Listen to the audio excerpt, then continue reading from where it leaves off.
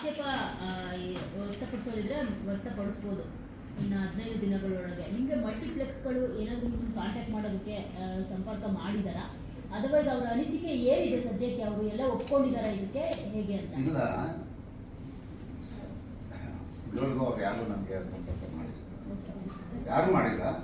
ಯಾಕೆಂತಂದ್ರೆ ಅವ್ರಿಗೆ ನಾವು ಈಗಾಗಲೇ ಹೇಳಿದ್ದೀವಿ, ತಮಿಳುನಾಡಲ್ಲಿ ಇಷ್ಟಿದೆ, ನೀವು ಅರ್ಥ ಮಾಡ್ಕೊಳ್ಳಿ ಅಂತ. ಅವ್ರಿಗೂ ಅರ್ಥ ಆಗಿದೆ. ಅವರು ಕೂಡ ಈಗ ನನ್ನ ಜೊತೆ ಇದ್ದಾರೆ, ನಮ್ಗೆ ಯಾವುದೇ ಪತ್ರ ಬರೆದಿಲ್ಲ. ನೀವು ಹೇಳ್ತಿರೋದು ನೀವು ಸೆಲೆಬ್ರೇಟ್ ಮಾಡ್ತಿದ್ರೆ ಆಲ್ರೆಡಿ ಈಗ ಒಂದು ದಿವಸ ಟೈಮ್ ಇದೆ, ನಿಮಗೆ ಅಷ್ಟು ಕಾನ್ಫಿಡೆಂಟ್ ಹೆಂಗೆ ಸೆಲೆಬ್ರೇಟ್ ಮಾಡ್ತಾ ಇಲ್ಲ ಮಾಡ್ಬೋದು ನೋಡಿ.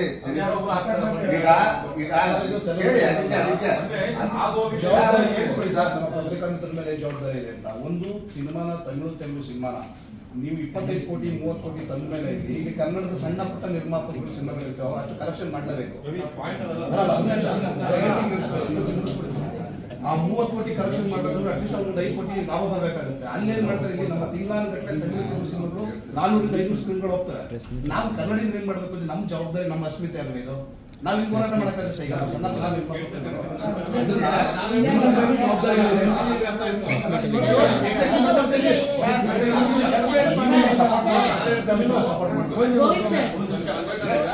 ನೀವು ಎಲ್ಲ 15 ಹೋರಾಟ ಮಾಡ್ಕೊಂಡು ಬಂದ್ರೆ ಅದ್ರ ಪ್ರತಿಫಲ ಸಿಕ್ಕಿದೆ ಅಂತ ಹೇಳ್ತಿರೋದಲ್ವಾ? ನೀವು ಖುಷಿ ಪಡ್ತಿದ್ದೀರಾ?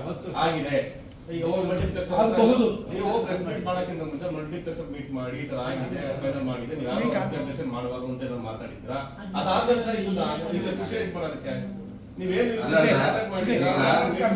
ನಾನು ಈಗ ಒಂದು ಸರ್ಕಾರಕ್ಕೆ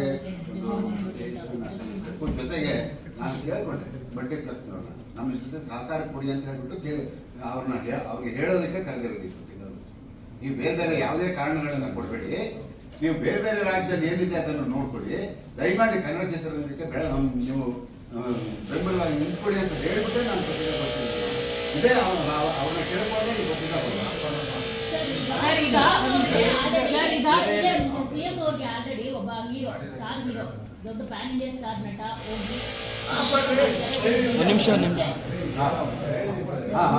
ಒಂದು ದೊಡ್ಡ ಸಂಸ್ಥೆ ಹೋಗಿ ಅವ್ರನ್ನ ಸಂಪರ್ಕ ಮಾಡಿದ್ದಾರೆ. ಇದು ಬೇಡ, ಏಕರೂಪದರ ನಿರ್ಧಾರ ಬೇಡ ಅಂತ ಹೇಳಿದ್ದಾರೆ ಅಂತ ಸುದ್ದಿ ಇದೆ. ಅವಾಗಲೇ ಅದು ಬಜೆಟ್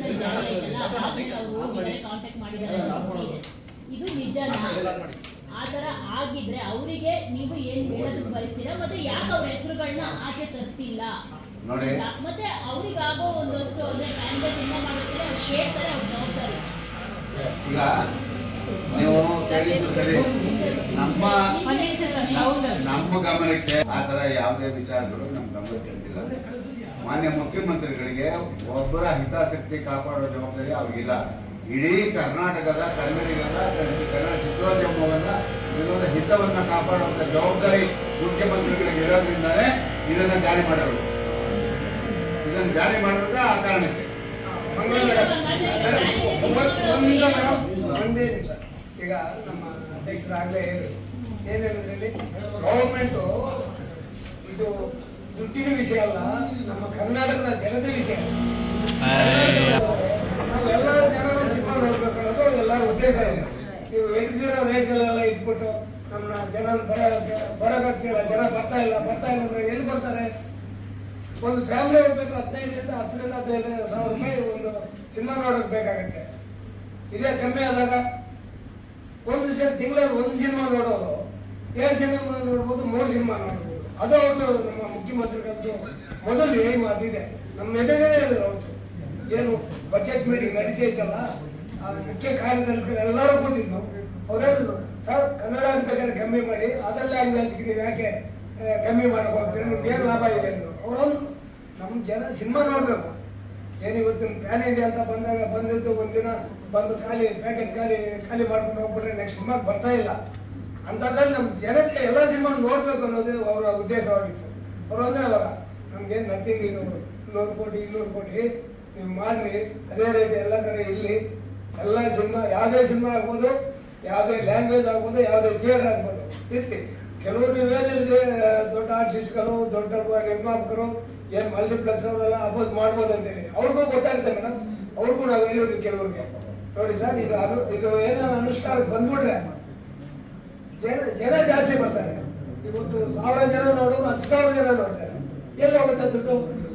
ಅಲ್ಲೇ ಬರ್ಬೋದು ಮೇಡಮ್. ಎಕ್ಸಾಂಪಲ್ಗೆ ಕಾಂತಾರ ಯಾವ ಪ್ಲಾನ್ ಇಂಡಿಯಾ ಅಂತ ರಿಲೀಸ್ ಮಾಡಿಲ್ಲ ಮೇಡಮ್. ಅದು ನಮ್ಮ ಬೆಂಗಳೂರಲ್ಲಿ ಕಮ್ಮಿ ಥಿಯೇಟರ್ಗಳಲ್ಲಿ ರಿಲೀಸ್ ಮಾಡಿದ್ರು. ರೇಟು ಜಾಸ್ತಿ ಅಲ್ಲ, ಮಾಮೂಲು ರೇಟ್ ಇತ್ತು. ಹೋಗ್ತಾ ಥಿಯೇಟರ್ಗಳು ಬೆಳೀತಾ ಹೋಯ್ತು. ಆ ರೇಂಜ್ಗೆ ಕಲೆಕ್ಷನ್ ಆಗಿದೆ. ಹಾಗಾದ್ರೆ 200 ರೂಪಾಯಿ ರೇಟಲ್ಲಿ ಅದು ಅಷ್ಟು ಕೋಟಿ ಕಲೆಕ್ಷನ್ ಮಾಡಿಲ್ವಾ?